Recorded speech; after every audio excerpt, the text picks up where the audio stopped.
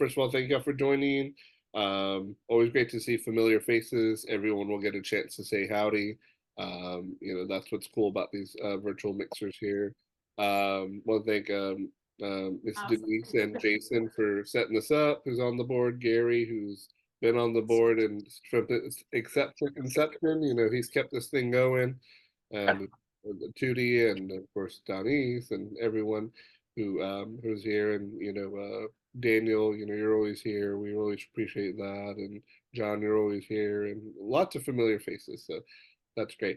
Michael Dreck here, great to see y'all again, and happy to be co-hosting today. And Gary, do you have a few words before we introduce our guest for today? Just that I'm extremely grateful to you, Denise, Michael, the other folks that help us out, certainly on the core group, and especially with you speakers who spend your time helping us and educating us. Thank you. All yours, Brother Michael. Let's do this. So without further ado, everyone, this is Miss Alyne Harding. She is our city producer for the Austin 48-Hour Film Project. It's been going on for quite a while now, right? And well, I guess I just want to know, I'll let you introduce yourself and how you got in and what the 48-Hour Film Project is. What year did you start? 2013. It was started here in Austin in 2002. It began in 2001 in DC, and Austin was one of the early adopters. And there are now well over 100 cities around the world that participate. There was 150 before the pandemic. We're working back up to that. Wow. And yeah, you've had the gig for as long as I've known you. Well, I guess I just want to know, who was Alyne before all that, and how did you stumble into this gig or get the gig, and what's kept you at it for all those years? Gosh, who was I before this? I was kind of a completely different person. The same month that I got the position as city producer in Austin, my divorce was finalized. So I very quickly went from a single working mom whose life was falling apart to a single working film producer mom whose life just got better and better. I fell in love with filmmaking when I was a kid, specifically thanks to Star Wars, and kept trying to figure out. I mean, I didn't know anything about the film industry. I didn't know anything at all about the film industry, and spent several years trying to figure out what I wanted to do. Acting seemed the most obvious, and I'd always enjoyed being in school plays and such. So that was the first path that I was on for quite a while. And then right around the time I hit 30, I came to the realization that I was smart enough to be behind the screen, behind the camera. I wasn't just a pretty face. And I needed to be behind the camera because so many of the projects that I had been in, even just, community theater, someone had tried to get me on a casting couch. And I'm like, okay, not that I would accept Steven Spielberg's offer if he made it, but I'd think about it. Some guy in community theater, no, sorry. I just have to interject. Isn't it funny how they always call it the casting couch, but it's really directors and producers that do that? I was like, us casting directors are too busy to even do any of that propositioning. Anyways, I just thought I'd throw that in there. Not saying there hasn't been one, but no, and that's horrible. You said it came from the theater community too, right? I hate when people do that, because these are people who are trying to get their start and dip their toe into this, and this was long before the Me Too movement. So yeah, it makes people feel like, I guess everyone's like this, or that's how the industry is. I'm sure that maybe jaded you just a little bit, right?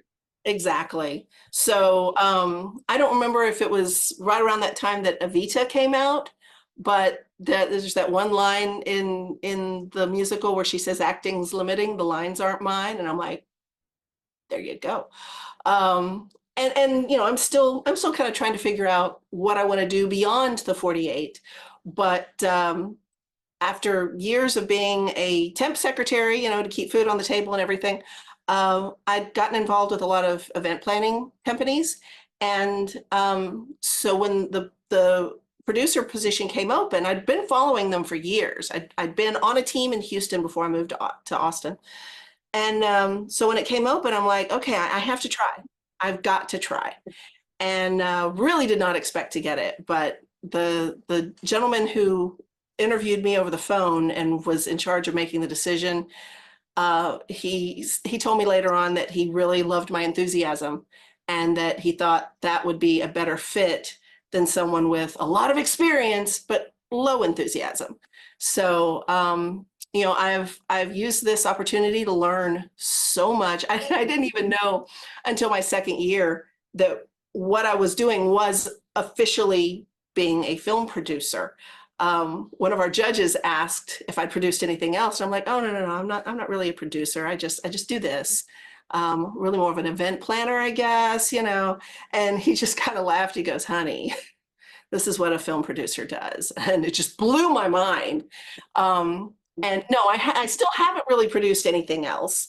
But I'm open to the opportunity if it ever comes my way. You know, I learn best by doing, may as well try. So well, that being said, you are a city producer in one of the biggest filmmaking hubs, thanks to UT and our history in Texas and the capital of Texas.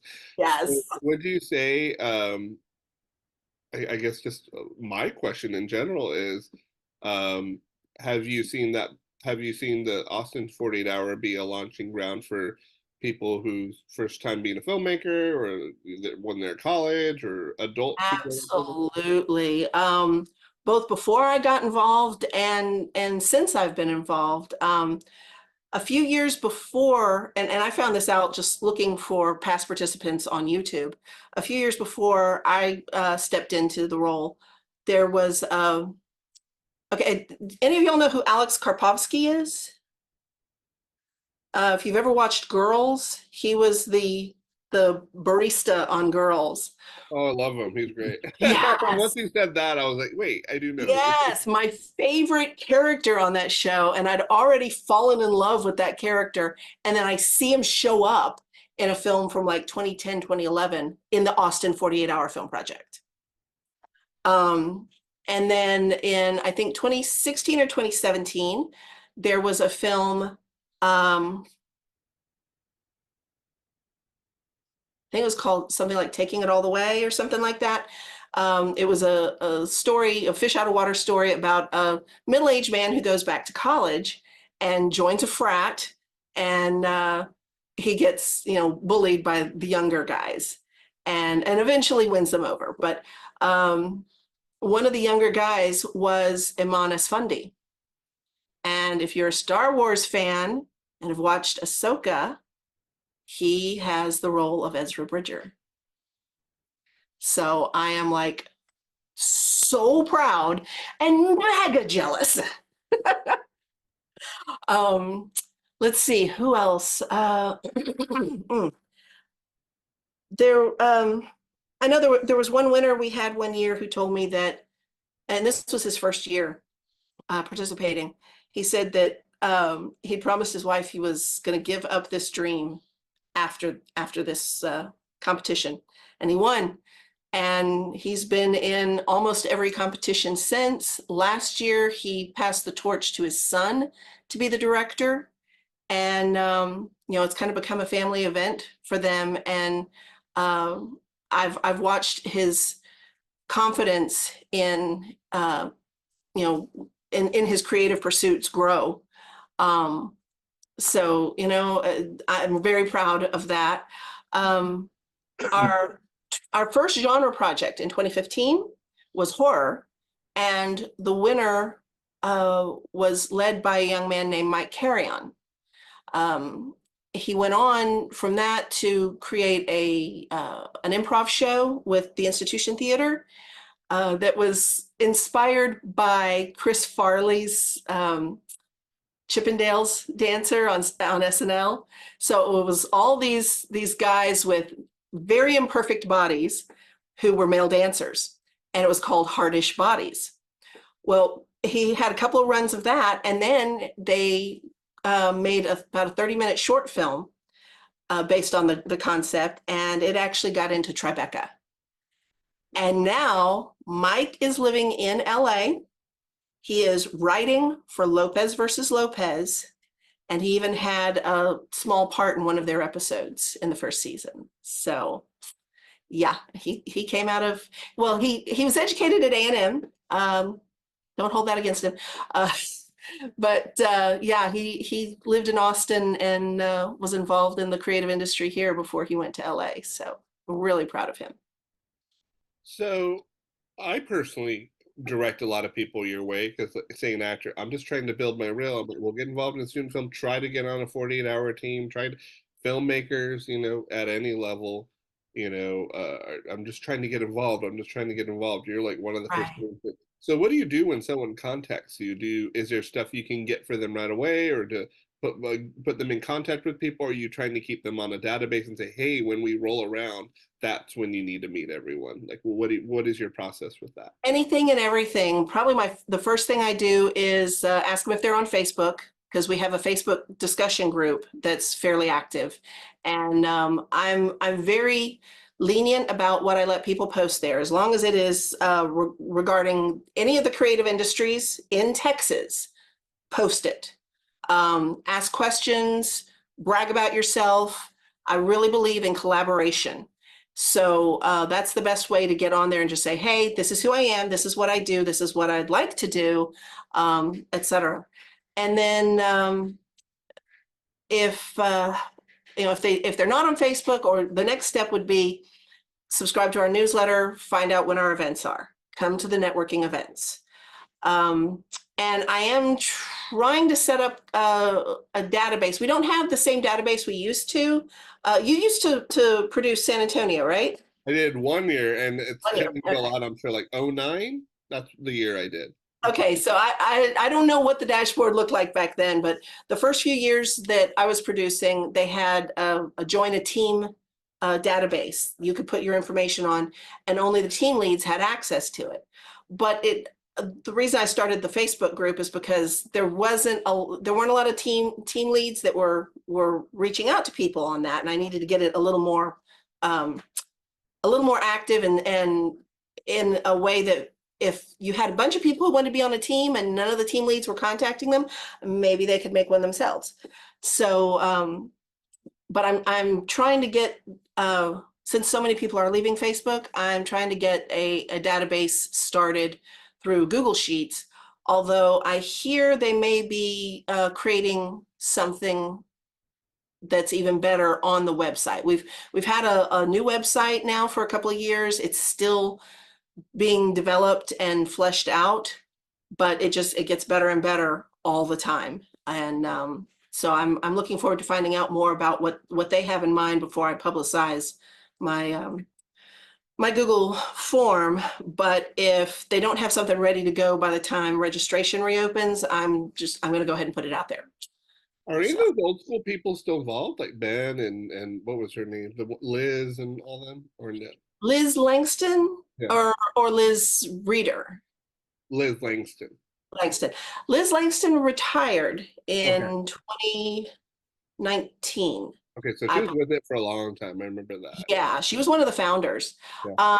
She was our judge the first year we did the Film to Femme project. She was one of our judges, which was perfect because she basically invented or at least defined Film to Femme.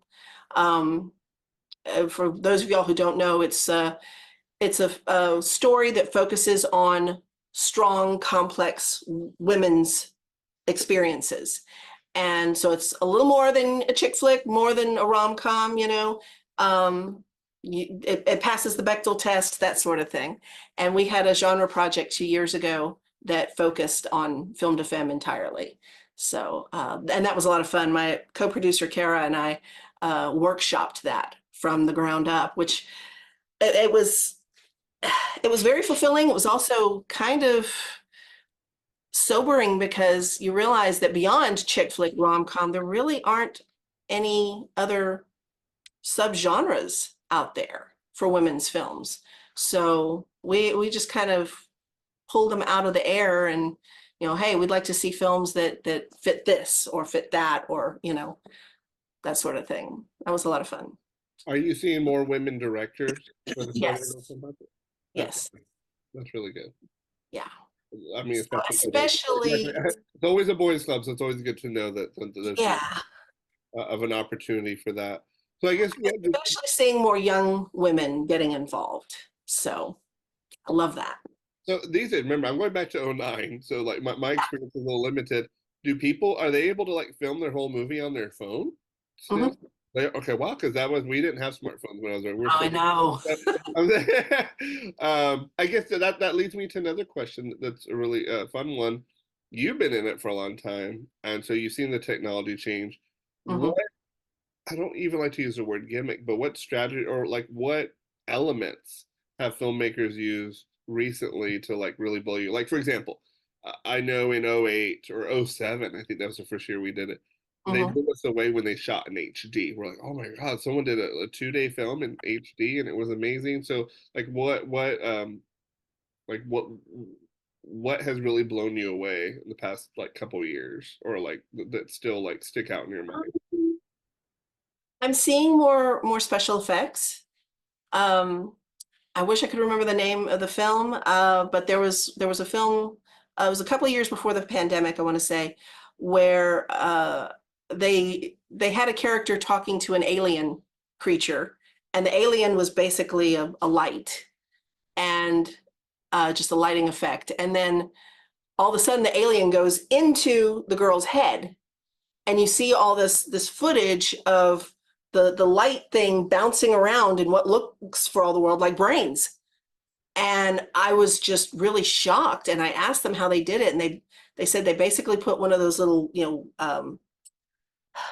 dog toys that lights up in a plastic bag, like a grocery bag, and filmed it just bouncing around in there. So good.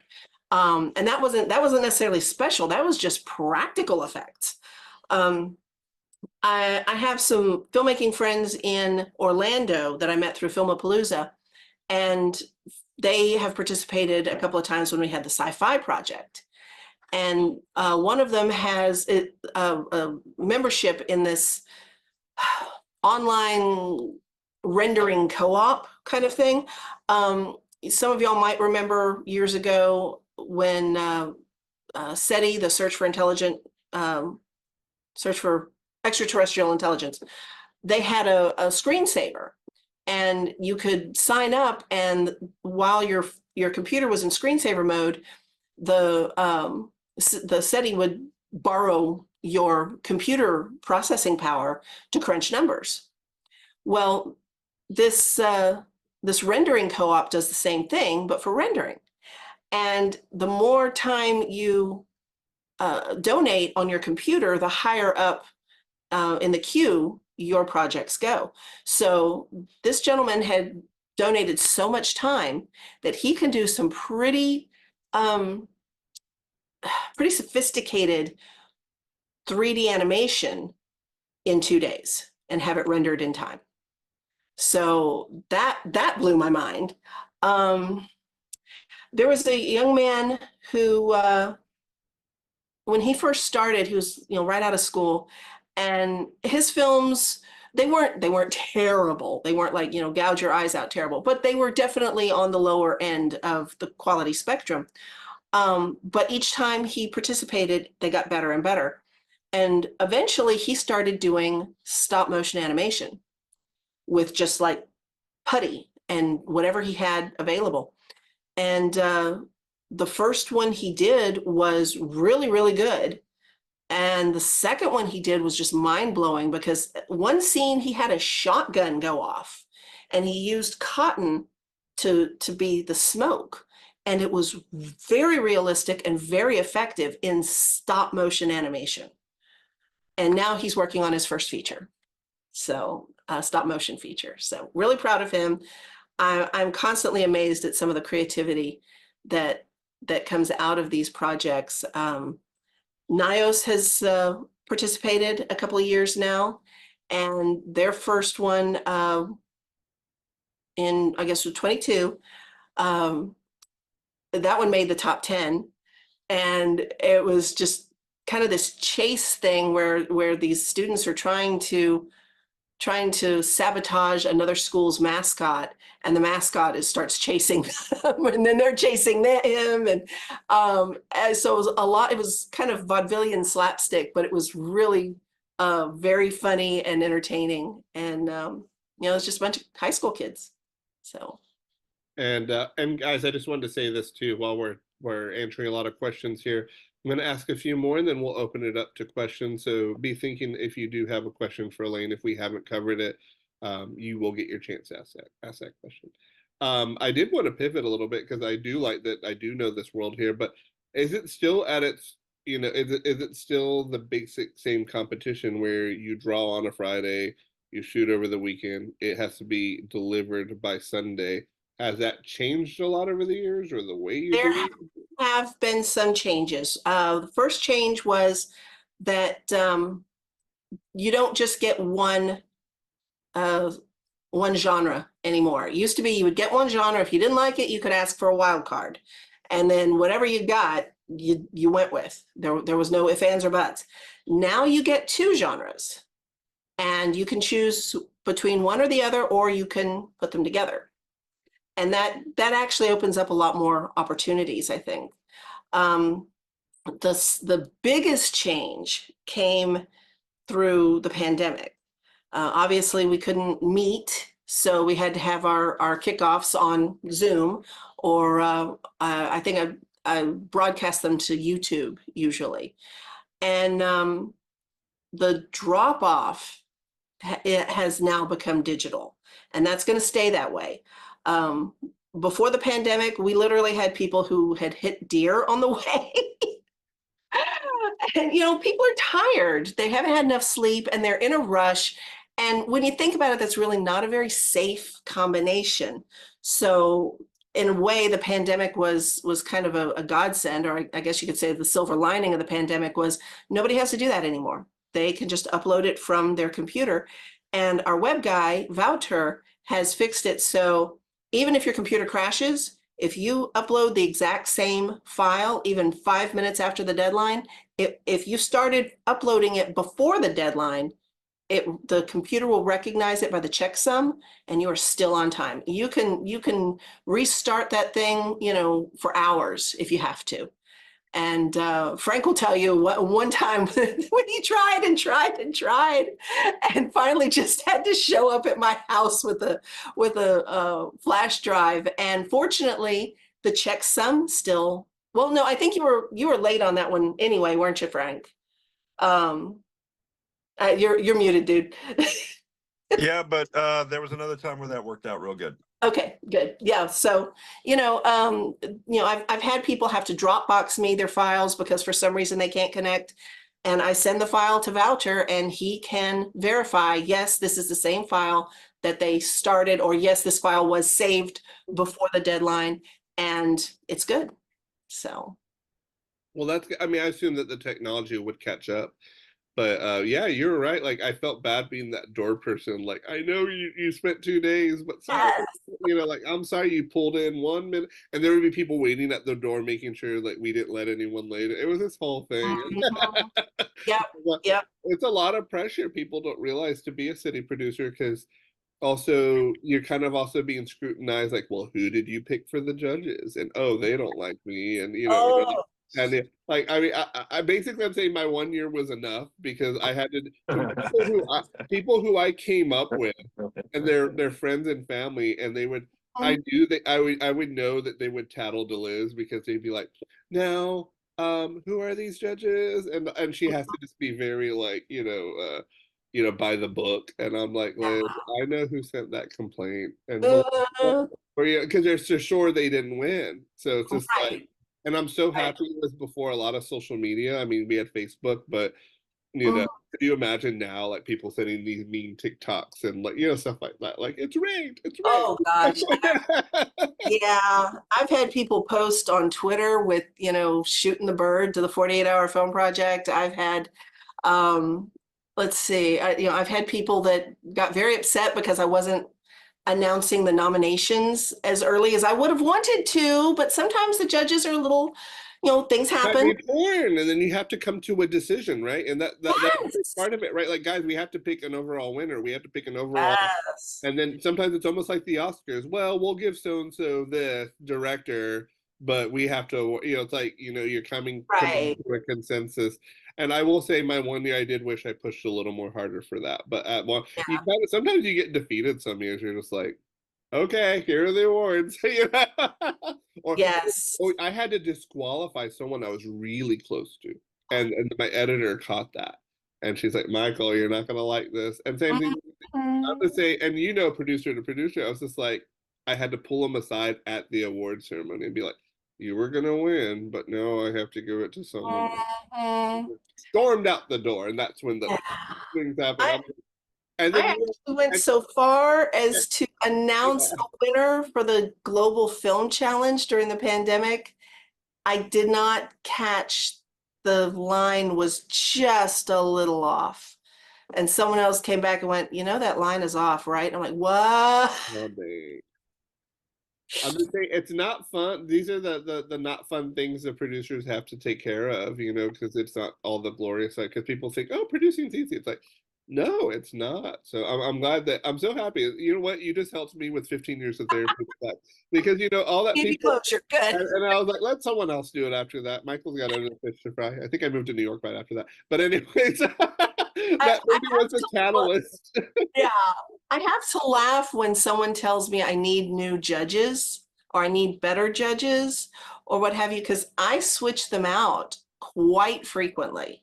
You do. Like, I was one. I remember one, but I've always seen you get different judges. Like there's yeah, no, and we're in Austin for quite, and they don't have to even. I love it when they're not even from Austin too. You know. yeah. Sometimes I have to get them I try to get them from Texas if at all possible. But you You're know, darned if you do, darned if you don't, right? Oh, they don't know. You know, yeah. how are they supposed to judge me? To like, oh, they know everyone. How are we supposed? So it's like, guys, you know, and it is true, right? It's so hard to pick an overall winner. We need you to have a lot. Let's talk about. Got a few more here now that I'm really excited about these memories. Okay, how many teams do you have on a normal year? I know normal, so you know, but like, what are the numbers you've had over the past? Yeah. We were kind of averaging around 40 That's a lot. before the pandemic. Yeah, now Mexico City gets over 200. LA, of course, gets like 180. Paris gets 180, et cetera. But We there's got 28 my year, and we broke a record that year. But I knew, so wow. if we got 28, then I was like, you're probably. I think I remember you got 36 that year or something like that. And but to me, 28 was just enough to handle when you're because There's some cities, their you're venues can't managing the handle more than that. screenings and the exhibitions, and you want to make sure everyone gets their turn and gets seen. Then you're doing the programs and anyway. So, but congratulations on keeping it steady. Thank you. You Now, don't since want to the get to pandemic, 180. How do you handle and manage 180? I have no idea. I have no idea. I would love to get to 60, That's but number any two. more than that, I'm not sure how I would handle without like a lot of sponsorships. And we're really working hard on getting more sponsorships this year because 2023 was a hard year for everyone, especially in Austin. Everyone I've heard from has had some big thing they've had to deal with, you know, a loss in the family or some huge financial hardship. I've seen festivals say, I'm sorry, we can't do it this year. We'll be back next year. I've seen creative businesses going out of business when they kind of just got started. It's been hard. And, you know, we all know how fun it is trying to make a living in Austin these days with rising costs and just everything. So we're working really hard to get those prices down. We haven't signed on the dotted line, but we have reserved the theater at St. Edwards for our premiere screenings this year. And that's going to give us a lot more seats because so many of the theaters have had to update their seating. It's hard to find a 300 seater anymore. And 300 is really what they want at HQ. Like at Alamo, they're all small theaters now. Like it's hard to find that big Yes. one. Mhm. And Alamo charges so much, you cannot make a I profit. know. It's because they have to make their. Yeah, don't even get me started. Yeah. But And profit, you know, as much as I would love to be able to do this all for free, profit is important because that goes into next year.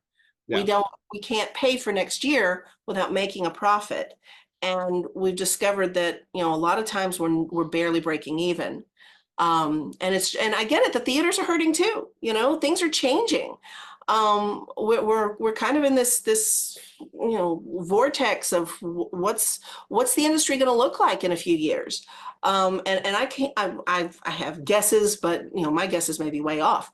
But either way, the whole idea of a big theater for profit, I think, is unfortunately going to go away. I think the only big theaters you're going to find are at schools and maybe run by nonprofits. But even the nonprofits have got to, you know, they've got to pay their bills too. And it's hard for everyone in the business right now. The whole So, industry is changing. It is, and I've taught. yes. I still have my connections at Alamo, and I still have my at the studio level, and everyone's feeling it from the top up. Yes, yes. I do want to say that though, but so do you have a direct pipeline to like the schools? I know St. Ed's, UT, ACC. Like, do you already have your contacts, or every year you just do a reach out and say, "Hey, we need more students"? I have contacts. St. Ed's, the contacts are kind of new. We're working on that. UT has been very hard to get in touch with, although I have some contacts with that now. I'm going to be speaking at the BIPOC pop culture event in March, and so that's probably the best. I mean, I've had some judges from UT, but this may be the closest thing to a partnership that I've had with a UT organization in the entire There's time. so many professors in that department, so huge. It's like We're not nonprofit, so that closes a lot of doors, and that's not my choice. That's you know, from the top, and they are researching becoming a nonprofit, or at least having a nonprofit wing of the organization. But as things stand right now, we are a for-profit business. And ACC, I've got contacts at ACC because that's where I went, and I just graduated in 2020. But most of their facilities are reserved for school activities. So do the students get a discount still for signing up, or no? Oh, for the 48? Uh-huh. Not that I'm aware of. Sometimes they'll send out a discount code after the third session, specifically for schools or for organizations, etc. I'd encourage that early bird sign up. Yeah, and I'm hoping I can get some kind of a partnership with the theater arts department at St. Ed's, and if that happens, I'm going to offer their students discounted tickets at the screenings at the very least. I wish I had more control over the registrations, but that's been one of the things that we've run into a lot is, you know, trying to get a partnership with an organization. They're like, well, we want discounted registrations for our members or for our students. And I'm like, I love that idea. I can't give it to you. I can't give it to you without talking to HQ. You know, they're doing so much. HQ is doing so much for so many cities. And, you know, I've run into people who think that they're getting rich off of this. They're not. You know, none of us are getting for over 100 cities around the world. What is it, like 200 cities now, right? Something like I think we're at 120. We were at 150 before the pandemic. And I'm working on a few other cities in Texas. I've got this. Yeah, let's talk about that. So I remember the 4 major cities had it. Now, are we expanded to that in Texas? And where have you expanded to? We had El Paso launched in 22, but they lost their producer last year. So we're working on getting another producer for this year. I've reached out to Lubbock because we used to have one in Amarillo, but they couldn't keep 13 teams. And that's after a few years, if you don't maintain 13 teams or more, then they Move cancel on. it. Yeah. But Lubbock is a little better situated. It's really kind of a hub city We got between Midland and all those other little, and Amarillo and Abilene, and not too far from Marfa. You're kind of right. And it's got the college. It's got Texas Tech, which is Oh huge. yeah, that's it. So I'm trying to find someone there. I know the Film Commission is interested in supporting somebody, but they haven't found anybody to take the reins yet. What So about like Brownsville or the Valley Brownsville is on my list, and and San Marcos as its standalone? Like, or is there not enough? Or will they go to Austin or San something? Marcos is sandwiched between San Antonio and Austin, They can and flip a coin and already pick get a a lot coin. of overlap between San Antonio and Austin. So I don't know that I could get. I don't know that HQ could be convinced unless there were just like a petition with 100 names on it. I've looked into Corpus Christi, which is my hometown, You but should. You really should. And Lydia Blanco's down there. She's great. She's been one of right. the, she's They've like the hub there, Yeah, they've got the CC7D down there, which is very similar, but it goes over a week. And Kara and I are determined we're going to do that this year. We've been saying that for a few years, but this is the year. And anytime I've talked to somebody down there about it, they're like, well, we have the CC7D. So I don't know that there's as much of a. But what's different about y'all's is you do Filmapalooza, you do it's just like it's a difference between, oh, I screened at a local festival to I'm in a international one here. Let's talk about that really quickly before I open up to questions, because we're still going to get to your questions, but we're covering some good stuff here. Filmapalooza and the Cannes Film Market, that's still very much part of it. So Yes. if you literally win your city that year, it gets entered in with all the other winning cities in one big contest called Filmapalooza, if I'm not mistaken. And do you want to explain a little bit about that and the years you've gone and some of the cool cities that they've been in? I have gone every year since 2014, and I will continue to go as long as it is in any way possible, whether I'm still producing the 48 or not. I love that event. It's not like your typical film festival, because it's not, you don't submit and hope you get accepted. If you win, you're there. At least your film is there. And so it doesn't matter if the teams are professionals or newbies or kids in middle school. Everyone gets treated the same. Everybody treats each other the same. There are no egos. At film festivals, you meet a lot of people with big I egos. met lifelong friends there. Like, I'm like, and it's just such a cool crowd. When you say, I did Miami that year. Did you ever do Miami? It was like, No, I would love to go to Miami. that was a fun year. Yeah, exactly. My first was New Orleans. That was a party. Yeah. I mean, I've been to New Orleans. LA was my second year. LA was also last year. And then Atlanta in 2016, Seattle in 2017. Next year, it'll be back in Seattle. In 2018, they started doing European cities back and forth. So that's really cool. I went to Paris.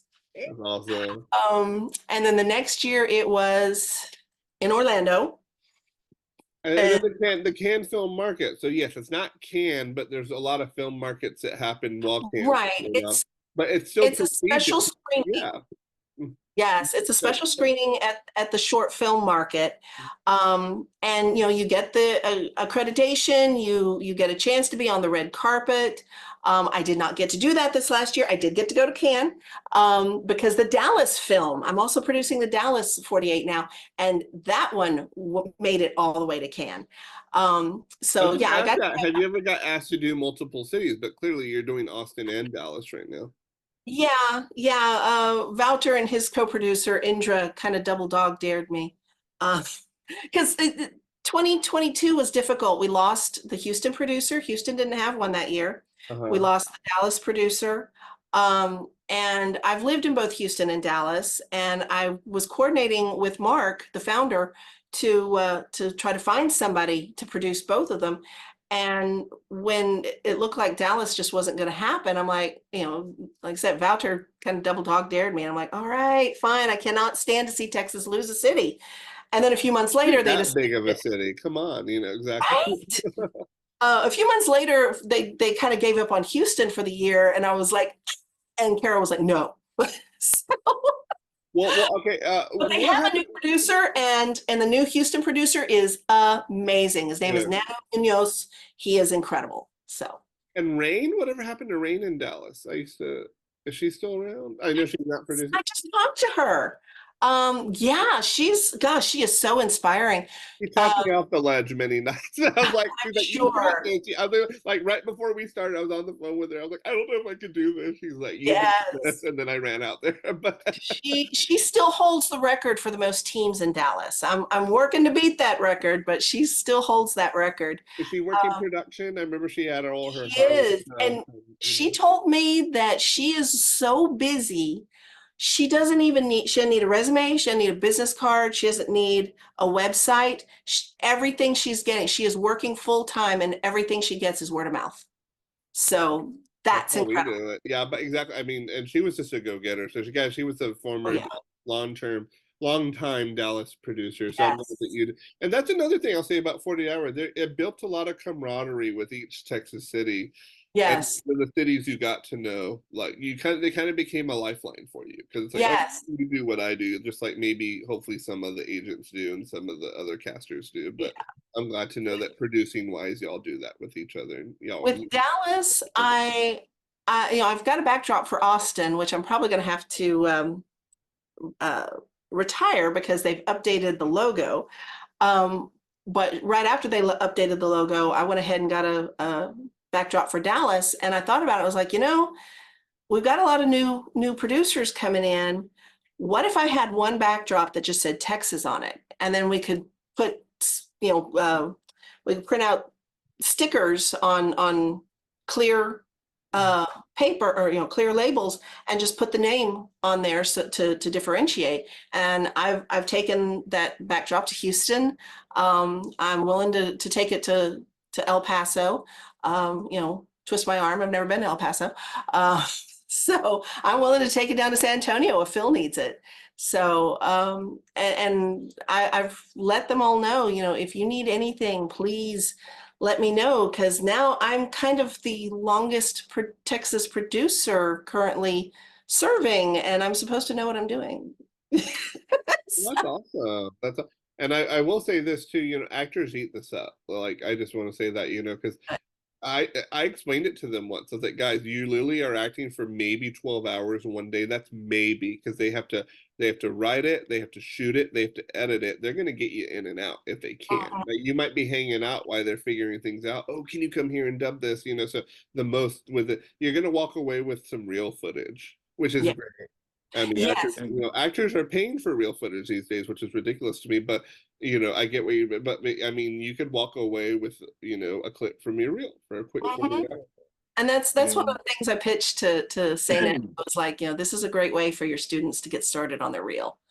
So absolutely, and there's some great real footage out there from these films. So, guys, I think that was all I'm going to ask. If y'all have a question, you can raise your hand.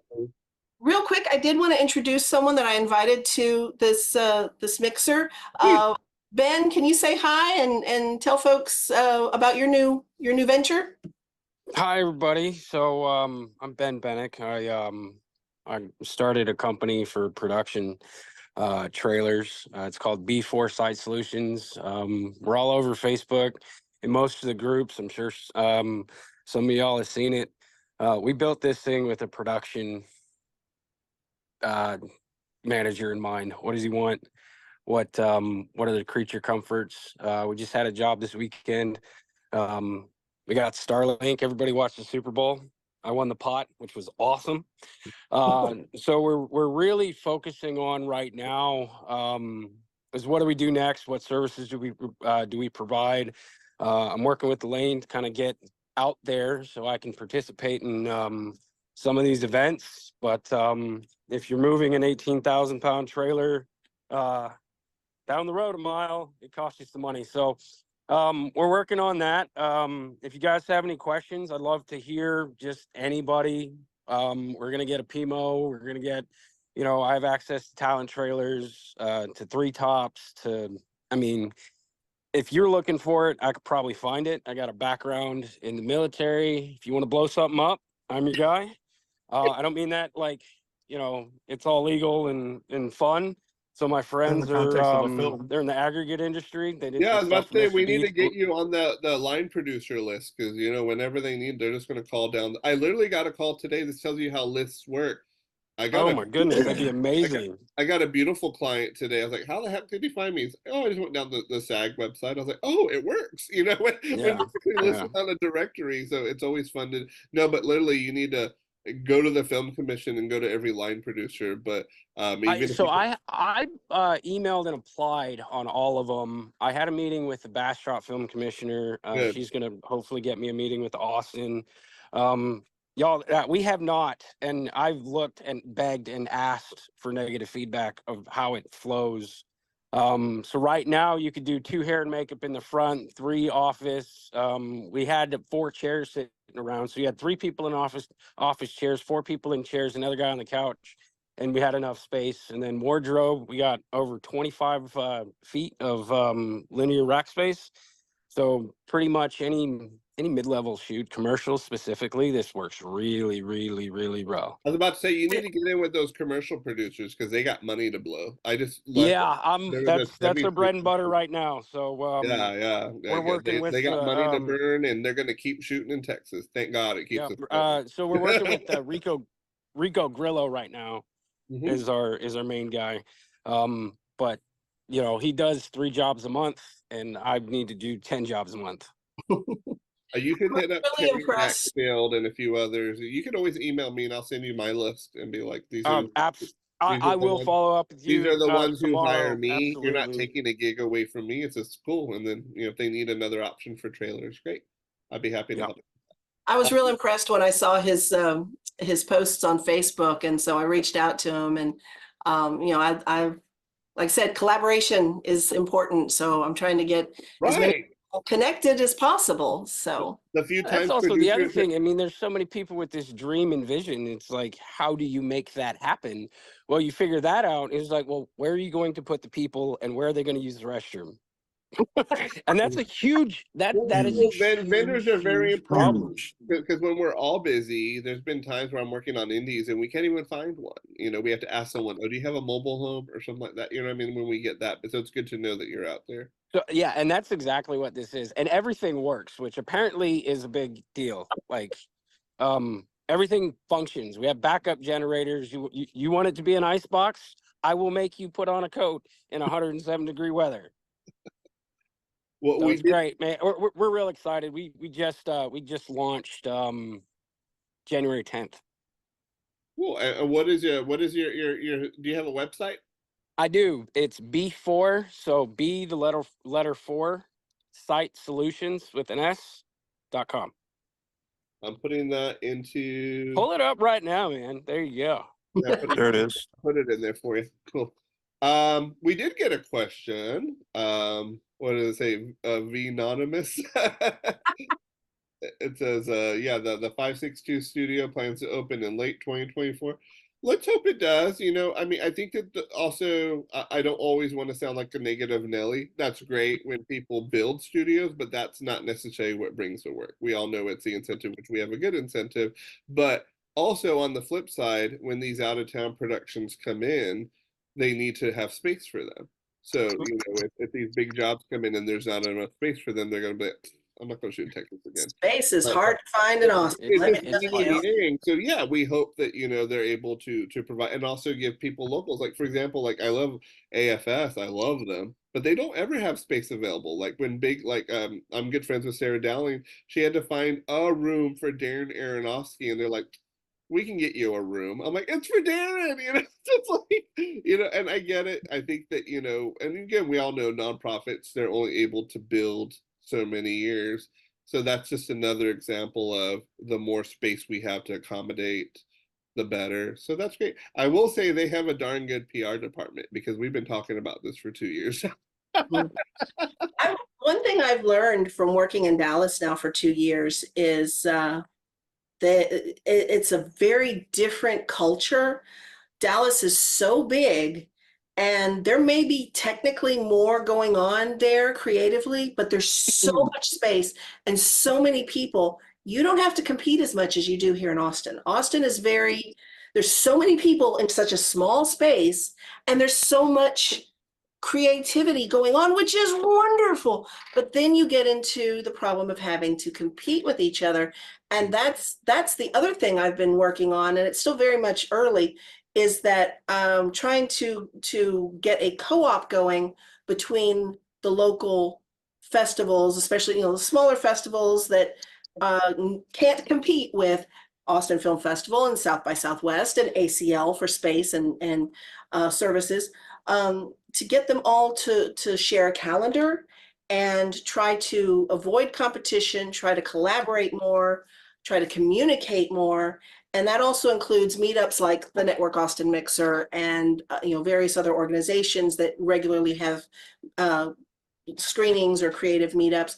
I want us all to start talking because, like you said, love AFS, love Austin Film Society, but that's kind of for people who are on a higher rung of their success and careers and such. What do you do with the people that are just starting out, that are trying to get on their feet? And there's got to be someone for the little guys so that they can grow up to join the big guys. And Right. yeah, that's what I'm trying to do is fix it so that some of the smaller organizations can work together to build and grow and You're help. putting at all levels there, so that's great. I love that. Love that. Anyone else have a question? You want to raise your hand or just go for it, Paige? What's your question? Hi, thank you so much for all this information. It's been so helpful. Is there a minimum or maximum size for what the individual teams are able to be, or on average, what do you normally see for that? I'd say on average, maybe anywhere from 6 to a dozen. But the young man I mentioned earlier who does the stop motion animation, he is a one-man show. I don't know how he does it.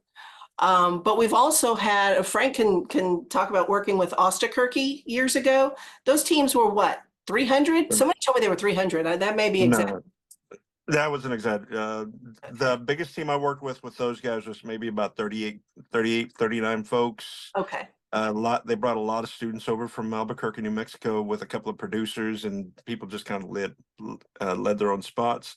I've done it with as few as 3 people total. Just, yeah, again, one-man band for the stop motion thing. And yeah, when I was shooting with 3 people, the last one I shot was maybe 4 people. If they're not on screen, they're holding a boom, they're aiming a light, that sort of thing. So just kind of back and forth. You will be used on one of those short things. Don't go anywhere. And Frank's team is one of those that will pretty much let anybody come in and he will teach you the ropes, which is really very dear to my heart, because the year before I got the producer role, I tried to get on a team. And there is literally a picture of me on Facebook sitting all alone, watching some shorts and trying not to cry. No one would talk to me. My experience, and I was single working mom. My experience and my education were stale. No one would talk to me. So, if you can't join them, beat them. That's a big one, and also just shows you got to show respect to everyone in the room. The very next year, you're in charge of it. And yes, PA's tomorrow's producer. And exactly. But I will say that now about anybody can join a team, and like I said, Frank's is one of those that will take people on and teach them the ropes. So. I was about to say, Frank, how many years have you done it now? Lots. Lots. I've been on other people's teams, like in the early 03, 04, stuff like that, just jumping around. Then after a while, I was just like, what might be I was going to be part of Ostakirky again, but they all bailed. They couldn't make it. So like, I still want to do this. And just through knowing one or two people, that was the year that I formed my team with 3 folks. and that was it. And we just had a really pleasant day, shot some stuff, had a good time. So since the early going on, I don't know, 15, 20 years ish, on again, off again, but more consistently lately. My teams lately have gotten bigger because I feed people pretty well. That's That a is a big true team. statement. Yep. That's a true statement. He feeds his team well.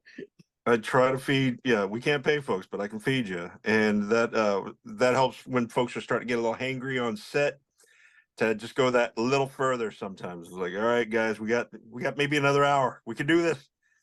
So yeah, Somebody go get tacos. That brings me a question to both you, Frank and Alyne. Have you had to give a lot of guidance to certain teams? Like, we want to do this, we don't know what we're doing. Like, Oh, yeah. You had to hold hands like that. Oh yeah, from the ground. We pulled in. I've had folks on the team. Again, we're sometimes. My team is sometimes the land of misfit toys. It's just, you know, folks who've never done these things before, never held a mic, never said a word on camera, never done any of this sort of thing, and it's been very much a, hey, stand here, do this, say these words, boom, and action, and you know, just like stunned silence. All right, like more like you're pissed, yeah, that sort of thing. Or That's how you get good, right? huh? Go ahead, Yeah. Alyne. What were we gonna say? Oh, how old is your youngest member, Mike? Frank? The youngest member of the team I've ever had was my sister's granddaughter, who was 7, and she was my camera operator that year. Because I was on a knee scooter, and as director guy, I'm on a knee scooter because I had recently had a surgery, and I had my camera rigged up to where I was using a pad to focus and to set things, and just to shoot. And she wanted to be a part of it because I told her about it again at 7. It's like, all right, you're gonna come on. You want to come do this? She's like, yeah. So she's sitting on my knee scooter with me, with a pad thing around her neck, and I'm like, okay, dial in on her eyes, and she's like, all right, got it. Like, all right, when I say speed, you hit the plate, you hit that button so that you're starting the camera.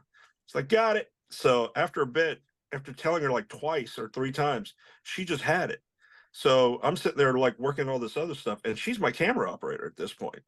She's just like, I'm like, all right, speed, sound speed, speed, from like this munchkin sitting next to me, this little tiny thing. It's like, you got to focus. We're focused. All right, good. And at that point, she's been my sound guy for the last several years. She's 12 now, but she's been doing these things on again, off again since she was 7. And she's really, really good at it. Well, see, and I love that a 7-year-old even has the opportunity to do this. That's what's kind of the beauty of all that. She's great. What was the hardest year for you, Alyne, doing this, and why? Oh, 2015. I was working. When I started the year, I was on unemployment, but I got a full-time night job. I was going to school part-time. That year was very hard for me personally because my mother was in the hospital on and off of a ventilator, in and out of rehab for the whole year. And fortunately, she's, alive and kicking and doing really well. And she's annoying me from the kitchen. Her words, not mine. My grandmother passed away. My best friend passed away. My father-in-law passed away, and my dog died. And yet, that was the year I got 48 teams, which at the time was the number you had to reach to launch a genre project. And haven't gotten back there since, but I had it that year. I had it that one year. Launched the genre project. So I was doing 2 of them that year. With all of this going on and going back and forth to College Station to check on my mom and you name it. That was the hardest year, and yet I accomplished the most that year. So yeah, I seem to thrive under pressure. Have you been asked to help with other festivals, or is that a conflict, or that's like, I don't got the time to deal with that, or do people kind of stay there? I worked for another festival, which I won't name. It didn't go well. I've volunteered for South by Southwest. That's a monster, though. It's so huge. You know? Yeah. I was basically, you know, a lowly plebe volunteering, but it was fun. That's what's cool about 48 Hour, though. It has structure. Like, I mean, everyone knows what they're doing. You have your proper channels to ask in it. Like, everyone has their place. So Yes. therefore, you know, it's not like these other, whether they're a smaller festival and they lack structure, or they're these huge conglomerates, which let's just say South by is. Yeah. It's Coca-Cola for a festival, you know. But Yeah. And they're launching new, yeah, they're launching new projects all the time. For a while, they had a 48 Days project, which was a full feature film. That was not a competition, it was a collaboration among teams. At first, several teams across the Netherlands, and then I think the last one they did was 5 teams across around the world. And that last one was not as cohesive as you wanted it to be. But I thought it was a really cool experiment nonetheless.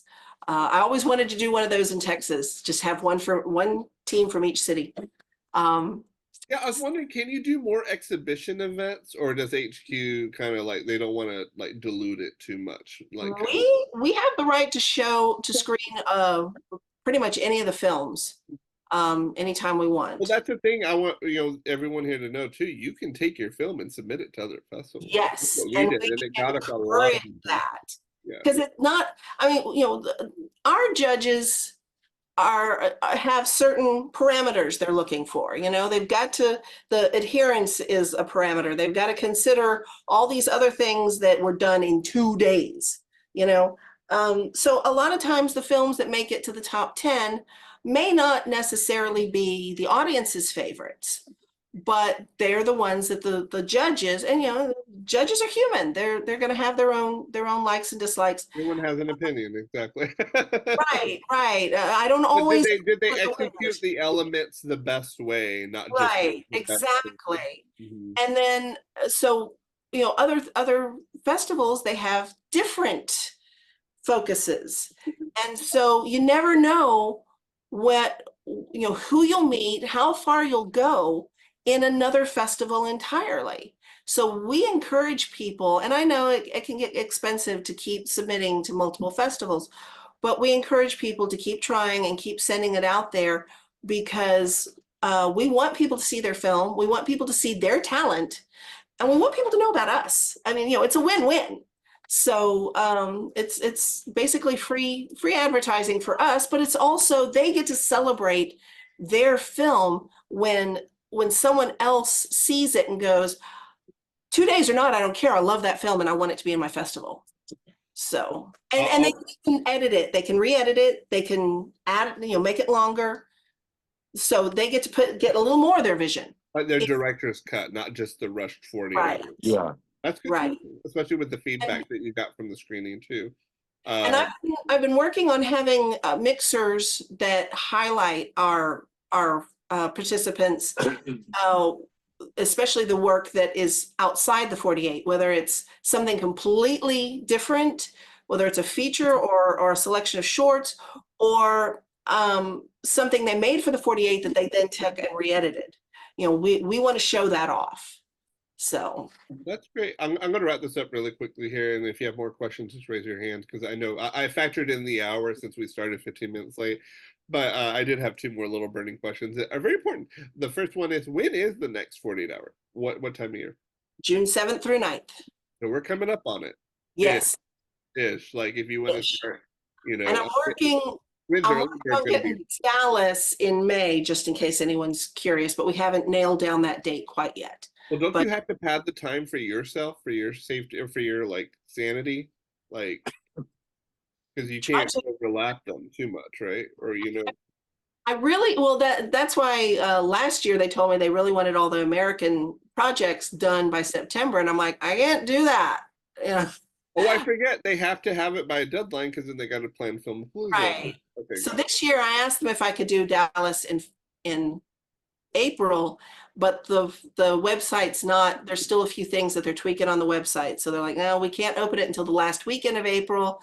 That's also Dallas International Film Festival and Passover, which we've had complaints about, you know, quite unintentionally. scheduling on Jewish high holy days. I've got a calendar that I now check for all of the world religions to make sure I'm not stepping on any toes, because inclusivity is very important to us. So, you know, That's funny. In casting, I'll get like a lot of people not available on a random day, and I'll be like, "Am I forgetting some holiday?" right. And you want to be aware of everyone's, like, you know, beliefs Yeah. and stuff. But And I was raised in South Texas, so you know I know most of the Catholic holidays, and of course you know the Protestant holidays because I was raised Protestant. But and I'm aware of Jewish holidays, but I wasn't so aware that I'm like, oh wait a minute, I need to check the calendar and see if that's happening right now. So when but we like got New York and LA will literally, like, the offices will close. In Texas, you'll kind of do a half. yes, and You know, apparently Dallas is a big one for that as well. So that is on my list of things to make a habit, is to check specifically for the Jewish holidays. or the Hancock HEB. I remember that. No, just kidding. Or one of those. No, the Far West one. I don't know, but I know one of them had a good kosher area. So, I did want to ask you one more thing, because it's always just a fun question for me because it's related to this. What advice would you give to a first-time filmmaker that you think people learn the hard way the first time? Like, what are some? Probably not to sweat it too much. Even if you don't make it, even if you don't make it enough to submit a film, do not beat yourself up. It is a learning experience. And you know, you will learn something from this, and the next time you're gonna be better. And even if you don't make it the second time, you're gonna keep learning. You're gonna keep applying what you learn.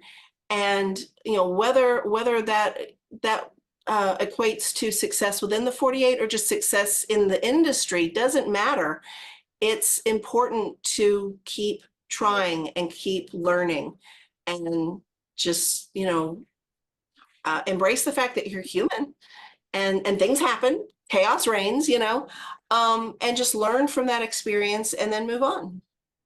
Well, to me, and I think I speak for a lot of people, you are an institution in Austin. You know, you've kept this thing going, and Thank it's you. nice to know Alyne's 48-hour. Great. We can always talk to you about that, even if it's a 48-hour related question or not. And Yeah. to me, that's very important, especially in a city that's ever changing like Austin and ever growing. You know, it's nice to see always a familiar face and a familiar name. So I guess I speak for all of us when I say thank you for your years of service to this. I know it's a very thankless job. I know you love it, You but know, I don't. I think in someone else's hands, it wouldn't be as successful. So that's just thank you. my The, compliment net, to you with that. the Network Austin Mixer was my first public event as the 48-hour film project producer, and you guys have always had a special place in my heart for that reason.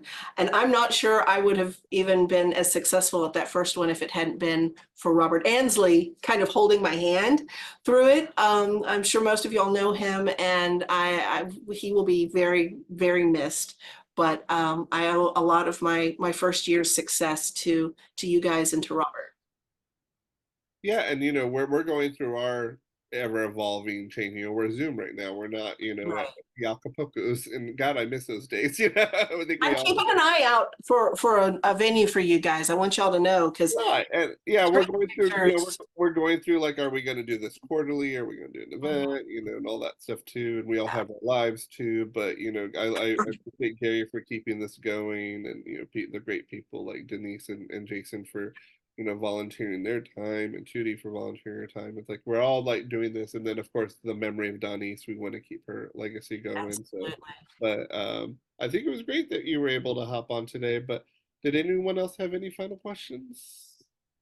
Well, then I think that's a good place to leave it. As Gary points out, you know, make sure in the chat that you can join our mailing list, please. And then also, I love that this is I love that this is archived. So we do have a YouTube channel. So this mixer and then all the other previous mixers are on there. Well, I don't know Gary, how far back do we go on that one? Probably about a year and a half. Okay, got when, it. So we won't see Alyne in 2000, whatever. There.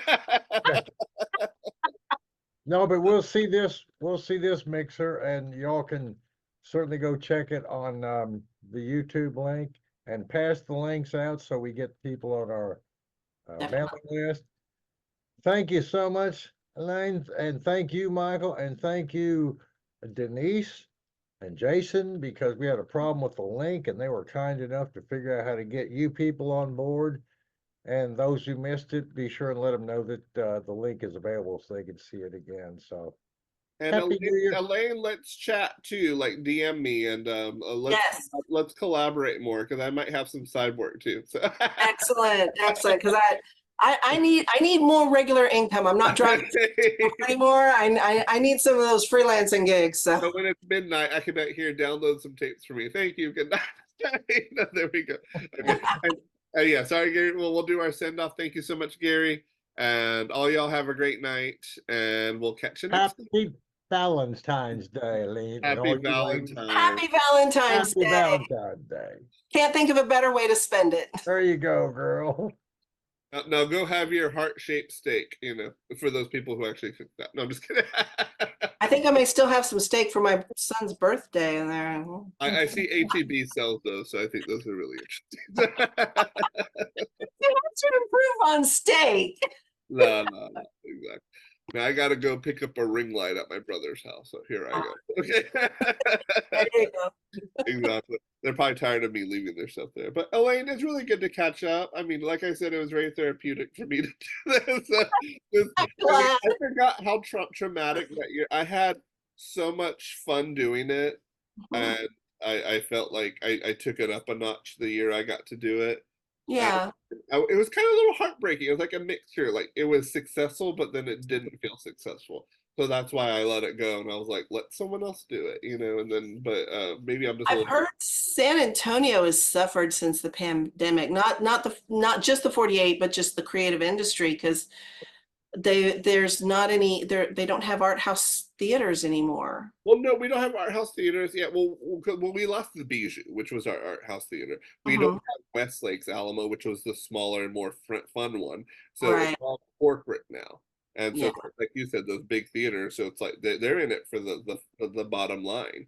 Right, so, right. I do like we have like slab cinema and all that, but then that's the thing. You get to those small art house spaces, they already have it booked because they got to make their money, and so you can't really. Yeah. So you said Phil's in charge. I don't know who Phil is. Phil Nelson from Nelco Media. Okay, cool. Good to know. Good to know. Yeah. See, I live here. I moved back during the pandemic, but I kind of feel like I'm this incognito person. They're like, "Oh, you're here," and I'm like, "Yeah," because I do all my work remote. Yeah, So, Phil's really great. He's. I live 5 seconds from Pearl. I know Kim at the Film Commission, because she was at Texas Trade. So I have great contacts here. I just need to get out more and to talk amongst the people. And I think we're all getting used to getting out more since the pandemic. I mean, I'm an extrovert and it's turned me into an ambivert, and I don't like it. And then Alamo City, I kind of paid my $50 a month there just to be able to go if I need to, but I still end up sitting at my place. But I still want to knock on their door and see, because they take my money every month. I want to see if I can get a little more collaborative with them. And but yeah, I mean, next time you're in town, let me know. And then I go to Austin all the time. I'm there like 3 times a week. So, excellent. Yeah, but y'all be good. Thanks for hanging out while we were chatting. Gary, you can't set me up. So okay, I really got to get going. Y'all have a good one. Take care. Bye bye.